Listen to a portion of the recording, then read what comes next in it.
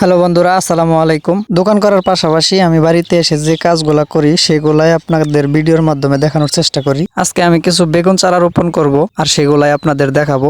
আশা করি ধৈর্য ধরে আমার ভিডিওটা দেখবেন। বেগুন চারা রোপণের জন্য প্রথমে মাটিগুলা ভালোভাবে কুপিয়ে ঝুরঝুরে করে নিতে হয়। যদি মাটি ভালোভাবে ঝুরঝুরে করে বেগুন চারা রোপণ করা হয় তাহলে বেগুন চারা খুব তাড়াতাড়ি বড় হয়। যেহেতু অল্প জায়গা সেহেতু হাল চাষ না করে নিজেই কুপিয়ে নিচ্ছি। প্রচন্ড রোদের মধ্যে কোবানো কাজগুলা সত্যি খুব কষ্ট হলেও কিছু করার নাই, খেতে হলে করতে হবে। কোবানো শেষ করার পর চলে আসলাম বীজতলায় চারা ওঠানোর জন্য। এখানে বিভিন্ন সাইজের চারা আছে। যেহেতু নিজের জন্য রোপণ করব সেহেতু বীজতলার সবচেয়ে বড় এবং ভালো চারাগুলো বেছে বেছে উঠাবো। মোটামুটি ভালো এবং বড় চারাগুলো লাগালে অল্প সময়ের মধ্যে ফল পাওয়া যায়। প্রত্যেকটা চারার জন্য পরিমাণ মতো গর্ত করে প্রত্যেকটা গর্তে একটা একটা করে চারা রোপণ করতে হয়। দুই বাপ বেটা মিলে চারাগুলো লাগানো শুরু করলাম। বাড়িতে কাজ করলে আমার একটা জিনিস ভালো লাগে, যদি আমি কোনো কাজ করি তাহলে আমার সাথে আমার ছেলেও যায়। কাজ করতে পারুক আর না পারুক আমার সাথে সাথেই থাকে। যদি আমার ভিডিওগুলো আপনাদের ভালো লাগে তাহলে অবশ্যই লাইক, কমেন্ট, শেয়ার করে আমার পাশে থাকবেন। বেশি বেশি সাপোর্ট করবেন। ধন্যবাদ সবাই।